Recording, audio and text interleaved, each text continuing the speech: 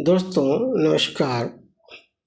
मैं हूं नंदलाल भारती और आप सुन रहे हैं पॉडकास्ट पर उपन्यास चांदी की हंसली। दोस्तों, अब तक आपने 11वें एपिसोड में सुना था कि सोनरी अपने जेठ की तारीफ करते हुए कहती है, देखो जेठ जी बेचारे कितने सद्विचारवान हैं, तुम कितने अच्छे हो, हमें और क्या चाहिए। अपने पति की भी प्रशंसा करती है। वह बोलती है, तुम कितने अच्छे हो, हमें और क्या चाहिए। क्या गहना गुड़िया तो बनता बिगड़ता रहेगा। सासू जी जरूर थोड़ी रूखी स्वभाव की हैं, हमें तो उनसे भी कोई मलाल नहीं है। उनकी नाक पर हमेशा गुस्सा सवार रहता है। वे भी कहती हैं, जीवन बीतता जा रहा है, गहने का सुख नहीं मिला। इतना ही नहीं, आगे कहीं थी, कहती हैं, अपने पति से नहीं पूरा हुआ तो बेटों से क्या उम्मीद करें। वे तो 2 रोटी दे दें टाइम से, वही बहुत है। प्रेमनाथ पत्नी सोनरी की बात सुनकर कहता है, अरे माँ भी तो औरत ही है ना, माँ भी तो औरत ही है ना, उसको भी तो गहने से मोह होगा कि नहीं, होना भी चाहिए, क्योंकि औरत जात की तो प्रकृति है गहने से मोह। प्रेमनाथ कहकर हंसने लगा। सोनरी प्रेमनाथ की हंसी को देखकर खुद ही भी खिलखिलाकर हंस पड़ी। प्रेमनाथ सोनरी का हाथ थाम कर बोला, अरे वाह रे चांदी की हंसली, और जोर जोर से ठहाका मारने लगा था। दोस्तों, आप सुन रहे हैं उपन्यास चांदी की हंसली, उपन्यास चांदी की हंसली, जो मेरा खुद का लिखित उपन्यास है। वैसे मेरे 7 उपन्यास अब तक पब्लिश हैं और कई सारी पुस्तकें भी। तो आइए सुनते हैं इसी उपन्यास की 12वीं कड़ी। सोनरी के मन में एक बार बार विचार उठ रहे थे कि वह अपने जेठ जी को हंसली वापस कर दे ताकि कर्जा उतर जाए। वह इसी उद्देश्य से किवाड़ के पास आकर खड़ी हो गई थी। सोनरी को उदास देखकर दीनानाथ खुद पूछ बैठे, सोनरी क्यों बड़ी उदास खड़ी हो? क्या प्रेमनाथ से कोई कहा सुनी तो नहीं हो गई? क्या तुमको ज़्यादा काम करने पड़ रहा है? क्या तुमको ज़्यादा काम पड़ने लगा है? मैं अपने आप बड़बड़ाए जा रहा हूँ। तुम हो कि कुछ बोल ही नहीं रही हो। बोलो, क्या बात है? बहुत देर से एक ही जगह खड़ी हो, बोलो तो सही। मायके की याद आ रही है? मायके जाना है? प्रेमनाथ ने कुछ कह तो नहीं दिया? कह दिया हो तो कोई बात नहीं, हंसी मानकर भूल जाया करो। भूल जा, पति की बातों को बुरा नहीं मानते। अगर प्रेमनाथ ने कुछ कहा है तो भूल जा।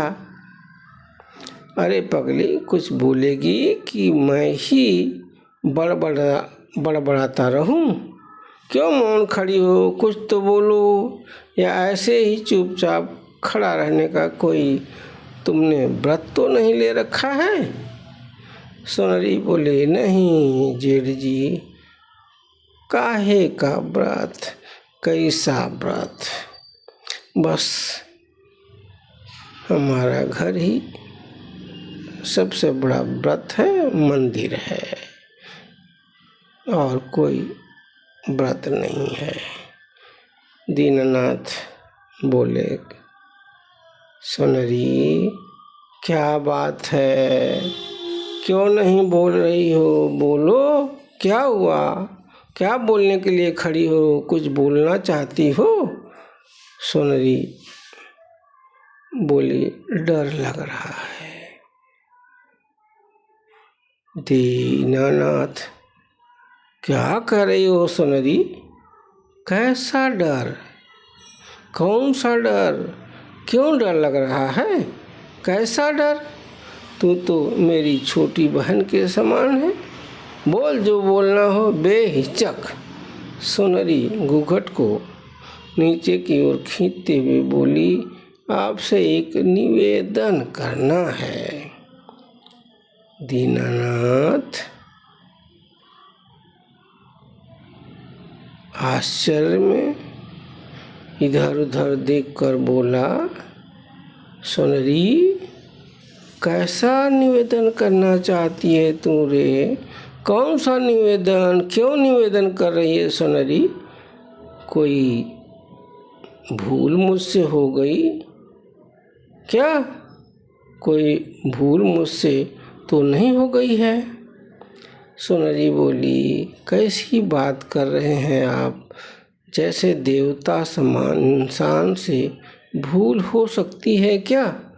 दीनानाथ बोला, सोनरी मैं कोई देवता नहीं हूँ, मैं भी हाड़ मांस का पुतला हूँ तुम्हारी तरह, बस चलता फिरता, जैसे सब लोग चल फिर रहे हैं, अपना काम कर रहे हैं, रोटी कपड़ा की जुगाड़ में लगे हुए हैं, सब लोगों की तरह मैं भी अपना लगा हुआ हूँ। मैं कोई देवता थोड़ी हूँ कि फूंक मारूंगा अलादीन का चिराग हाजिर हो जाएगा और जो मांगेंगे वो लाकर दे देगा। सोनरी मैं कोई देवता नहीं हूँ, आप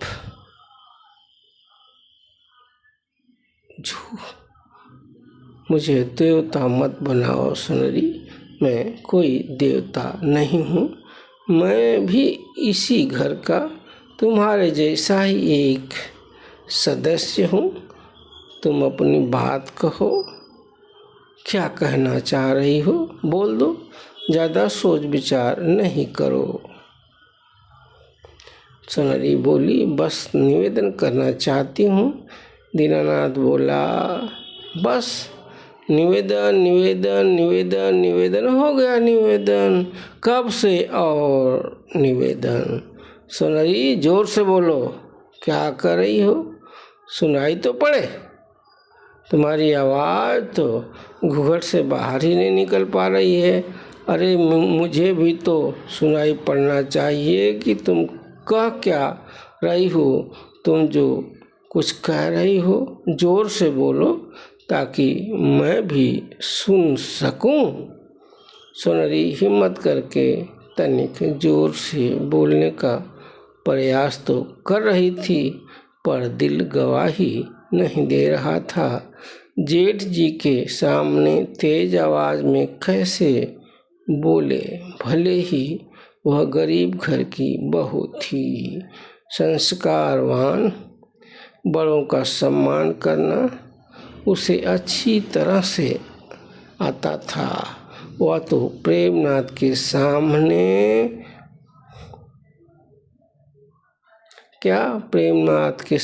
क्या खड़ी हो सकती थी, वह तो बिल्कुल गाय सरीखे खूंटे पर बंधी एक गृहस्थ नारी थी। वह तो प्रेमनाथ के सामने गाय की तरह ही खड़ी रही थी।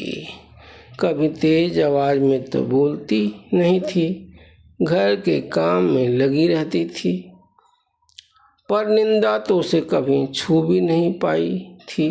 ये सब संस्कार तो उसे मायके से ही मिले थे। सोनरी के मौन को तोड़ने का प्रयास करते हुए दीनानाथ बोला, कुछ नहीं कहना है सोनरी तुमको? सोनरी बोली, जेठ जी। आज्ञा मानकर बोली, जेठ जी। हंसुली। दीनानाथ बोला, अरे बाप रे बाप रे बाप, क्या हुआ हंसुली को? चोर तो नहीं ले गया? सोनरी, नहीं जेठ जी, चोर कैसे ले जाएगा? मैं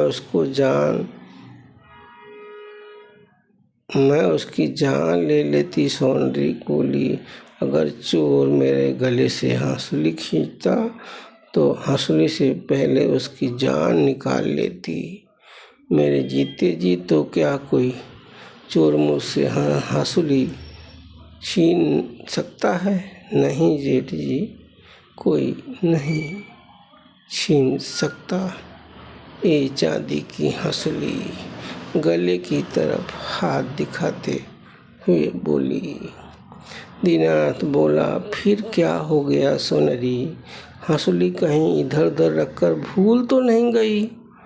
सोनरी बोली, नहीं जेठ जी, हंसुली तो मेरे अब हाथ में है। वह हंसुली गले से निकाल कर हाथ में ले चुकी थी सोनरी। दीनानाथ, हंसुली हाथ में क्यों? हंसुली तो गर्दन में पहनते हैं ना, कि हाथ में पहनते हैं? मैं तो आज तक जान रहा था कि हंसुली गर्दन में पहनती हैं औरतें, हाथ में कब से पहनने लगी सोनरी हंसुली? सोनरी बोली, जी जेठ जी, गर्दन में ही पहनते हैं। दीनानाथ बोला, चांदी की हंसुली को पहनने के लिए बनी है। ये चांदी की हंसुली पहनने के लिए बनी है तुम्हारे गले में, हाथ में मत रखा करो, गले में पहन कर रखा करो। हाथ में क्यों ले रखी हो? हाथ में क्यों ढो रही हो? गले में पहनो। कोई छीन कर भाग गया तो हंसुली हाथ में नहीं लेकर घूमने की चीज़ है, गले में पहनने की चीज़ है सोनरी। सोनरी बोली, जी जेठ जी, गले में ही तो पहनी थी। दीनानाथ बोला, हाथ में अब क्यों ले रखी हो? क्या हो गया, गर्दन दुख रही है? सोनरी बोली, नहीं जेठ जी, गर्दन नहीं दुख रही है, अब मेरा जी भर गया है हंसुली पहनकर। अब मेरा जी भर गया है इस हंसुली से। अब मैं नहीं पहनना चाहती हूँ यह हंसुली, ये चांदी की हंसुली अब मैं नहीं पहनूंगी। दीनानाथ जरा घबरा कर बोला, सोनरी, ऐसी क्या बात हो गई? क्यों नहीं पहनना चाहती हंसुली? तुम्हारे बचपन की ख्वाहिश थी कि तुम्हारी शादी में हंसुली मिले, तुम हंसुली पहने, अपने पति के घर वाली हंसुली। सोनरी, क्यों नहीं चाहती है अब ये हंसुली? इससे वजनी चाहिए क्या, या सोने की हंसुली बनवा दूं? तू कह कर तो देख अपने जेठ को। सोनरी बोली, नहीं जेठ जी, न सोने की चाहिए न चांदी की। ये चांदी की हंसुली अब नहीं चाहिए, नहीं पहनना है। दीनानाथ बोला, क्यों इतनी नाराज है, क्यों इतनी खफा है, क्या हुआ, क्या चाहती हो? सोने की ही ना, थोड़ा सब्र रखो, समय आने दो, वह भी इच्छा पूरी हो जाएगी। जरा कमाई धमाई तो भाइयों की बढ़ जाने दो, शिकायत का मौका नहीं दूंगा। सब कुछ तुम्हारे सामने ही है। भिखानाथ परदेसी हो गया है, जानती ही हो तुम उसको सुध ही नहीं रही घर परिवार की। प्रेमनाथ बेचारा मेहनत मजदूरी करके परिवार पाल रहा है। तुम तो देख ही रही हो कितनी मेहनत करता है। कुछ छिपा तो अब तुमसे रहा नहीं। तुम इसी घर की सदस्य हो, इस घर की अब मालकिन हो। सदस्य क्या, तुम तो इस घर की मालकिन हो सुनरी, तुमसे क्या छिपा है। मैं गांव गांव लगन भर नाच नाच गा गा कर कमाता हूँ। मैं गांव गांव लगन भर नाच गा कर कमाता हूँ। इससे कितनी कमाई होती है सब जानते हैं। करें तो क्या करें, दूसरा कोई काम भी तो मुझसे नहीं होता। और ये पोथी पत्रा वाले देश के दुश्मनों ने तो सब कुछ छीन रखा है।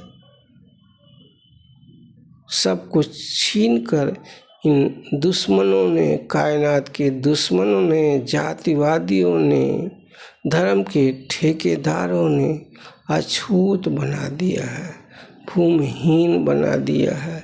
सिर्फ मेहनत मजदूरी करना अपने बस में है, और जिसके बदले ये अमानुष लोग पूरी मजदूरी भी तो नहीं देते हैं, मजबूरी का फ़ायदा उठाते हैं। हे भगवान, इनका नाश कब करोगे? सुनरी, इतनी मेहनत करने के बाद भी क्या कमाई होती है? अब तुमसे कुछ छिपा तो नहीं है, करें तो क्या करें, दूसरा कोई काम भी नहीं कर सकते। चाहकर भी, चाहते तो एक छोटी मोटी सड़क किनारे दुकान खोल लेते, कुछ नहीं तो चाय पकौड़ी बनाते, कुछ कमाई होती। पर ये जातिवादी नहीं खड़ा होने देंगे। करें तो क्या करें? लगन खत्म होते ही घर में बैठकर मक्खी मारता हूँ। तुम इस हंसली को चांदी की नहीं, सोने की ही मानकर अभी पहनो। भगवान तुम्हारी लालसा एक न एक दिन जरूर पूरी करेगा। सुनरी, मैं औरत की प्रकृति से वाकिफ हूँ, उसके गहने के मुँह को भी खूब अच्छी तरह से जानता हूँ। सुनरी बोली, नहीं जेठ जी, ऐसा कुछ नहीं है। मुझे न सोने की चाहिए, न ही चांदी की हंसली चाहिए। दीनानाथ बोला, तब क्या चाहती हो, बताओ, तुम ही बताओ क्या चाहती हो, तब न जानूंगा। तुम्हें सोने चांदी की हंसली नहीं चाहिए, कुछ और चाहिए तो बोलो। सुनरी बोली, जेठ जी, कर्ज से उबरना चाहती हूँ और कुछ नहीं। दीनानाथ बोला, कैसा कर्ज सुनरी तुम्हारे ऊपर आ गया? कौन सा कर्ज, कैसा कर्ज, कैसी बात कर रही हो सुनरी? कैसा कर्ज रे सुनरी? सुनरी बोली, जेठ जी, हमारी शादी में आपने अधिक कर्ज लिया है, हमें ऐसा लगने लगा है। दीनानाथ बोला, अरे तुमको कर्जे से क्या लेना देना पगली। अभी 4 दिन तुमको आए हुए हैं, भौजाल में पड़ गई कर्जारी। इसकी तुम्हें क्यों फिक्र करनी चाहिए। तुम मौज से खाओ पियो रहो, घर गृहस्थी संभालो। देखो कर्जे से तुमको कोई सरोकार नहीं होना चाहिए। तुमसे किसने कह दिया। अगर ऋण कर्ज हुआ भी है तो भर जाएगा, कर्ज लिया भी है तो क्या हुआ, सभी लेते हैं कर्ज। कर्ज लेकर कोई बुरा काम तो नहीं किया है, अच्छा ही काम किया है। ऋण कर्ज यदि हुआ है तो अपने के लिए ही हुआ है। तुमको चिंता करने की कोई ज़रूरत नहीं है, तुमको चिंता करने की कोई आवश्यकता नहीं है सुनरी। अभी तो तुम्हारे खेलने खाने के दिन हैं, खेलो खाओ मौज करो। तुम हो कि अभी से दादी अम्मा जैसी चिंता में पड़ गई। घर परिवार के ऋण कर्ज की चिंता तुमको सताने लगी। अभी से चिंता मुक्त रहो, स्वस्थ रहो, मस्त रहो, मौज करो। तुम्हारा काम चिंता करने का नहीं है। सुन रही, हम हैं ना, हम तो हैं ना, तुम्हें चिंता करने की क्या ज़रूरत। हम हैं, चिंता तुम्हें नहीं करो, तुम्हें चिंता करने की कोई ज़रूरत नहीं है। हम सब देख लेंगे। हम चिंता करने के लिए हैं, हम सब काम करने के लिए हैं। बाकी तुम अपना काम करो, चिंता फिक्र छोड़ो। सोनरी बोली, जेठ जी हम भी तो इसी परिवार के अब हैं। यही तो जीना मरना मेरा अब लिख गया। कैसे मैं चिंता की बात नहीं करूं, कैसे मेरी चिंता की बात न होगी। इस घर की मुश्किलों में मैं भी चिंता कर सकती हूँ। समाधान भी खोजने में, समाधान करने में अपनी मेहनत मजदूरी हार पसीना बहा सकती हूँ जेठ जी। चिंता परिवार की चिंता सिर्फ आपकी चिंता नहीं है, परिवार के सभी सदस्यों की चिंता है, हमारी भी चिंता है। आप अकेले क्यों चिंता करेंगे, क्यों चिंता के बोझ से दबते रहेंगे। जेठ जी सबको अपना अपना भार उठाने दो, सबको अपनी अपनी चिंता करने दो। बस आप मालिक बने रहो, सबको दिशा निर्देश देते रहो, समझाते रहो। बड़े जैसे घर में समझाते हैं, जैसे आप करते हो, जैसे समझाते हो, जैसे सबको रखते हो, बस आपका तो यही अब काम है। बाकी घर की चिंता, खेती गृहस्थी, मेहनत मजदूरी हम सब कर लेंगे, आप चिंता न करो। दीनानाथ बोला, क्यों नहीं मैं चिंता करूं सोनरी, क्यों नहीं। तुम ही तो इस घर की असली मालकिन हो। माँ के बाद तो अब तुम ही हो, तुम्हें ही यह घर संभालना है सुनरी। बाकी तो सब स्वार्थी हैं, अपने अपने बाल बच्चों को लेकर किनारा काट रहे हैं। तुमने ऐसा कैसे सोच लिया कि तुम इस घर की नहीं हो सुनरी। दुख सुख में सब एक रहना, अपने दायित्वों पर खरे उतरना, जीवन के लक्ष्यों की ओर बढ़ना। इसी में भलाई है। अरे ये गहने गुड़िया कहाँ साथ जाने वाले हैं, सब माया का खेल है, बाकी कुछ भी नहीं। आदमी के कर्म ही तो लोगों को याद रह जाते हैं। जब तक जान है तब तक जहान है। आशावान बनी रहो, भगवान जरूर मदद करेगा। सुनरी बोली, हाँ जेठ जी, मैं भी तो यही सोच रही हूँ। कर्ज लेकर घी पीने से बढ़िया है कि घी ही नहीं खाया जाए। दीनानाथ बोला, क्या कह रही हो सुनरी फिर? सुनरी, ठीक ही तो कह रही हूँ जेठ जी। दीनानाथ बोला, मेरी बात ही समझ में नहीं आई, तू कह रही है? कोई गुड़ रस की बात है क्या? सुनरी बोली, जेठ जी, मैं क्या रहस्य की बात करूँगी, अनपढ़ गंवार, मुझे तो बात करने का भी सलीका मालूम नहीं है, बात करने का भी तरीका मालूम नहीं है कि अपने से बड़ों से बात कैसे की जाती है। मैं तो अपने मन में उपजी बात कहने की कोशिश कर रही हूँ, बस।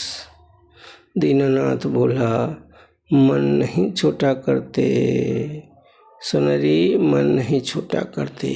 किसने कह दिया कि पढ़े लिखे लोग ही समझदार होते हैं?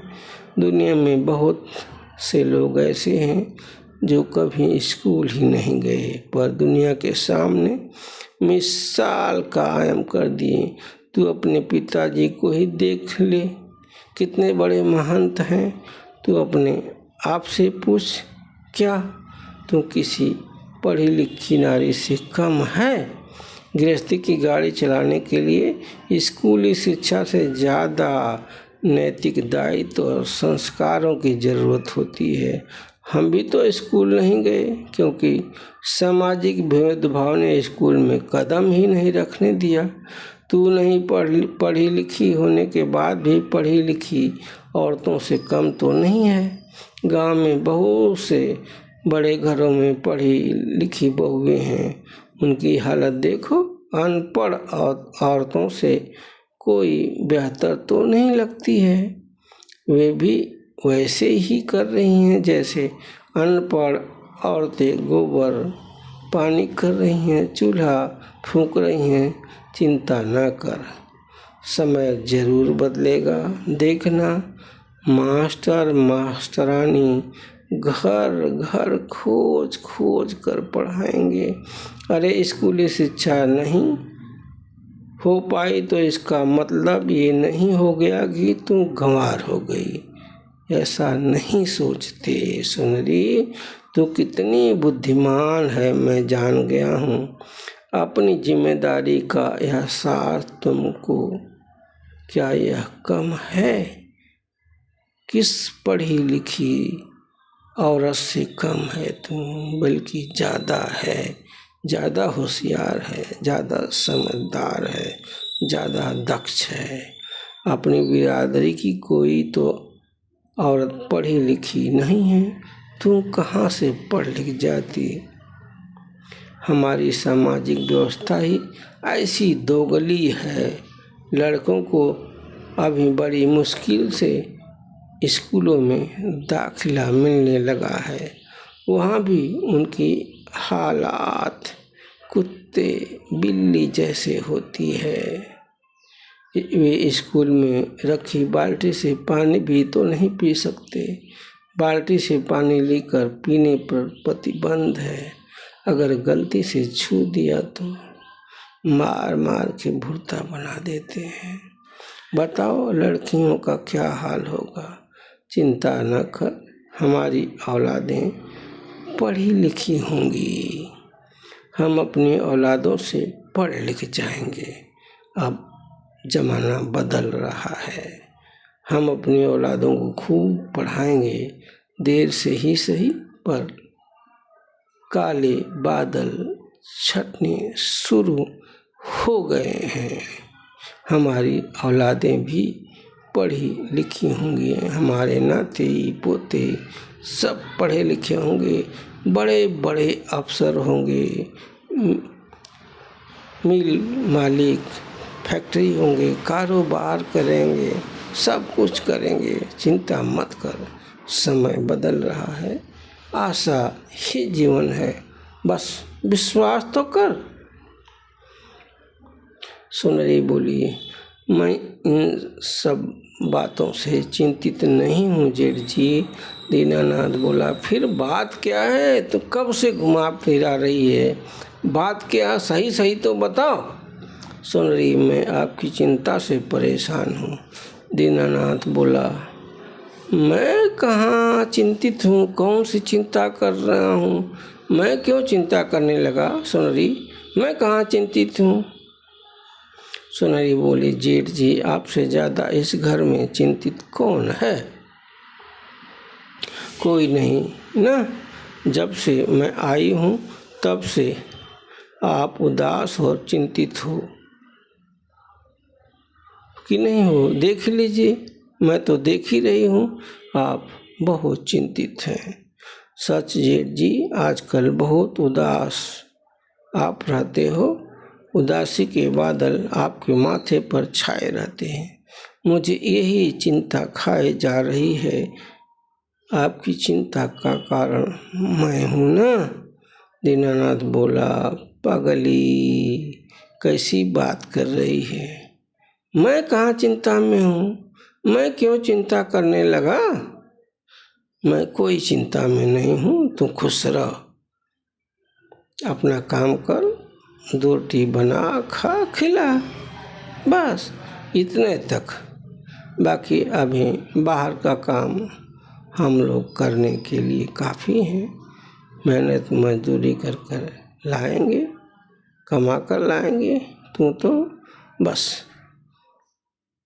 बना, खिला, घर का काम कर, चिंता न कर। सुंदरी बोली, जेठ जी, आप चिंता में हो कर्जे की, मैं आपके चेहरे पर खुशी देखना चाहती हूँ। दीनानाथ बोला, अब क्या कह रही हो? सुंदरी बोली, सही कह रही हूँ। दीनानाथ बोला, माँ ने तुम्हें सब कुछ बता दिया क्या? देखो, तुमको परेशान होने की ज़रूरत नहीं है। चिंता फिक्र तो घर के मुखिया का काम है, तू क्यों अपना खून जला रही है? सुंदरी बोली, आप चिंता में रहो, हमें अच्छा तो नहीं लगेगा। सुंदरी की बात सुनकर दीनानाथ बोला, देखो, माँ की बातों पर ना जाना, ऐसे ही कुछ कह दी होगी, माँ का स्वभाव ही है। माँ तो छोटी मोटी बातों पर बापूजी से भी लड़ जाती थी। बुरा नहीं मानना, माँ दिल की बुरी नहीं है, उसकी बड़बड़ाने की आदत है। आदत छूटने में वक्त लगता है ना, उसकी भी छूट जाएगी एक न एक दिन।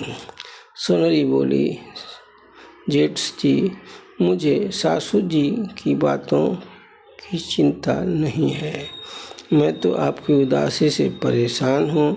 दीनानाथ बोला, मैं क्यों उदास हूँ भला, मैं क्यों उदास होने लगा? तू मेरी उदासी, मेरी चिंता के पीछे क्यों पड़ी है सोनरी?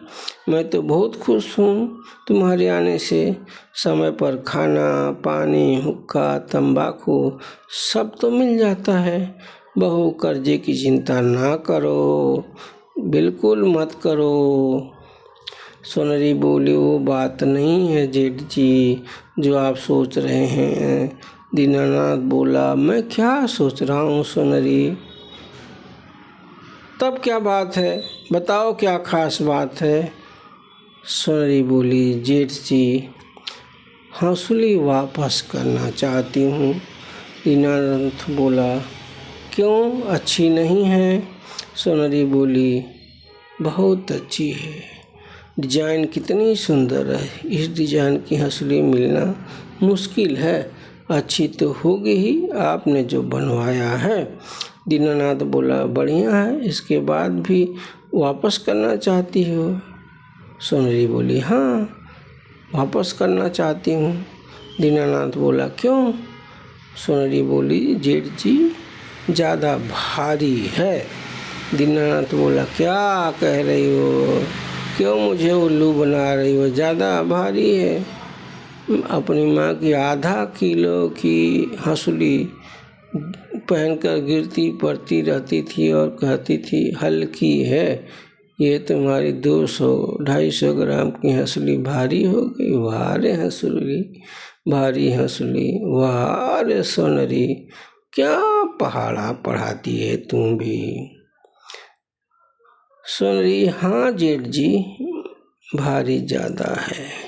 दीनानाथ बोला, इतना वजन नहीं है, पाव भर की तो है। पाव भर की हंसुली है। जब तुम चल भी नहीं पाती थी तो अपनी माँ की आधा किलो वजन की हंसुली पहनकर दौड़ती थी। मैंने तो ऐसा ही सुना है। अब पाव भर की हंसुली तुमको भारी लगने लगी है। कुछ न कुछ बात तो है सोनरी जो तुम मुझसे छिपा रही है। ऐसी क्या बात है सोनरी कि मुझे से छिपा रही है? सोनरी बोली, जेठ जी, तब की बात कुछ और थी।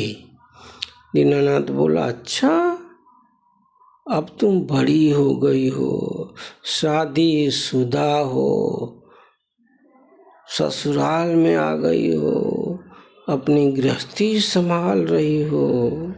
सचमुच अब की बात और है, तब की बात और थी। वाह सोनरी, सचमुच तुम कितनी बड़ी हो गई रे। सोनरी बोली, हाँ जेठ जी, बड़ी और जिम्मेदार भी। दीनानाथ बोला, बड़ी समझदार और जिम्मेदार, अच्छा ये बात है। सोनरी बोली, जी जेठ जी। दीनानाथ बोला, झूठ, बिल्कुल झूठ, मुझसे कुछ छिपा रही हो सोनरी। एक औरत गहना वापस करे, बात हजम नहीं होती। कुछ न कुछ जरूर छिपा रही हो। बोलो तो मैं बता दूं। बोलो, तुम क्या छिपा रही हो? बोलो बोलो बोलो, बताऊं? सोनरी बोली, जेठ जी क्या कह रहे हो? सोनरी फिर से बोली, जेठ जी मैं कुछ नहीं छिपा रही हूँ। आप क्या कह रहे हैं मैं समझ नहीं पा रही हूँ। आप क्या कह रहे हो? क्या कह रहे हो? दीनानाथ बोला, ठीक कह रहा हूँ सोनरी। सोनार के तकादे की खबर तुम तक पहुँच गई है, यही ना? सोनार के तकादे की खबर तुम तक पहुँच गई है, यही बात है ना? सोनरी चुपचाप खड़ी रही, पत्थर की मूर्ति बनी। दीनानाथ बोला, पगली, तुम्हारे सुहाग की निशानी है ये चांदी की हंसुली, संभाल कर रख। कोई मांगे भी तो नहीं देना। इसमें तो विश्वास, संस्कार और मर्यादाएं बंधी हुई हैं। इतनी आसानी से तुम हंसुली के परित्याग की बात कर रही हो, हंसुली के परित्याग की सोच रही हो। तुम सोच भी कैसे सकती हो सोनरी? हंसुली के कर्जे की चिंता तुमको करने की जरूरत नहीं है। साहूकार का कर्ज चुका दिया, तुम चिंता न करो। सोनरी एकदम बेसुध सी घर में भागी और हंसुली को चूमने लगी। दोस्तों, ये थी उपन्यास की 12वीं कड़ी। आप ऐसे ही सुनते रहिए मेरे उपन्यास, कहानियाँ, कविताएं और भी बहुत कुछ। दोस्तों, यह 12वीं कड़ी उपन्यास चांदी की हंसुली की आपको कैसी लगी अवश्य बताएं। कृपया चैनल को सब्सक्राइब करें, शेयर करें, फॉलो करें। धन्यवाद।